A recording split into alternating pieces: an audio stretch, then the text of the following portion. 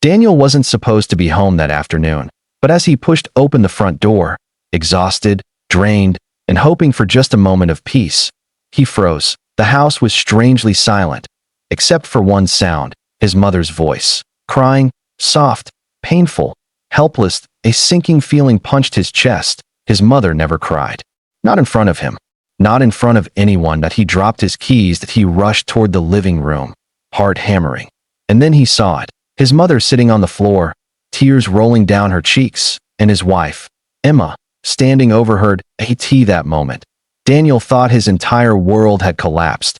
But what he didn't know was that this moment, this terrifying, confusing moment, was about to change his entire understanding of love, loyalty, and compassion.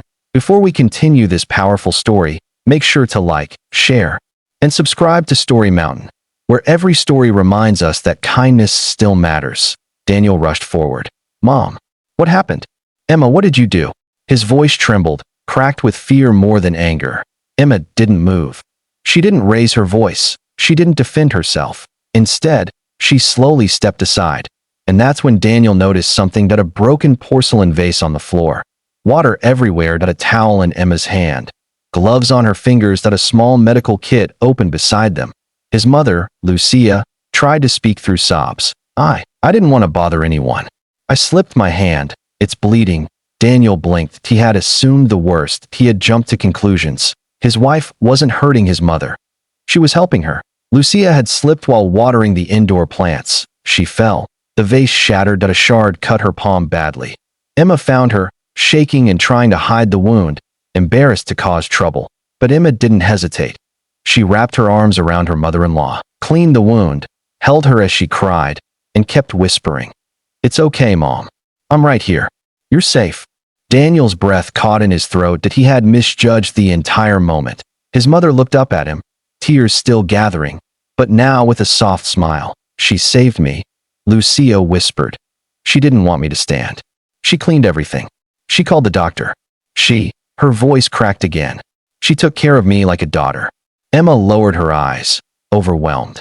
Daniel felt something in him collapse, not in pain, but in humility. He knelt beside them. I thought something bad happened," he said quietly. Emma finally spoke, her voice trembling. "You've been stressed, Daniel, and your mom tries to hide everything so she won't trouble us. When she fell, she begged me not to tell you, but she needed help. Family takes care of family, right?" Lucia squeezed Emma's hand. "I prayed for years that Daniel would find someone kind," Lucia murmured. "And today, God answered." Emma's eyes filled with tears, and Daniel, for the first time in many months, held both women tightly, his wife and his mother, realizing how blessed he truly was.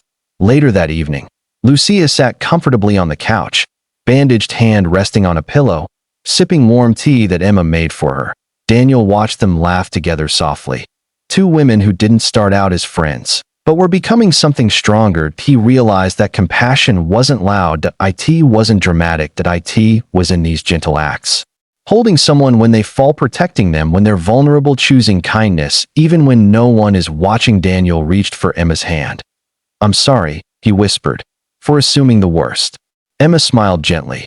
"Love works best when we learn before we judge." He nodded, and for the first time in a long time, he felt peace wash over him. That night, as Daniel tucked a blanket around his mother and watched Emma clean up the plants she had saved, he understood something deeply. Families aren't held together by blood alone. They are held together by kindness, patience, moments of compassion no one else sees. And the moment he walked into that living room, the moment he thought everything was falling apart, was actually the moment everything started coming together. Because sometimes the things we fear the most turn into the lessons we need the most. And sometimes the greatest acts of love happen quietly, on an ordinary afternoon, when someone chooses to care.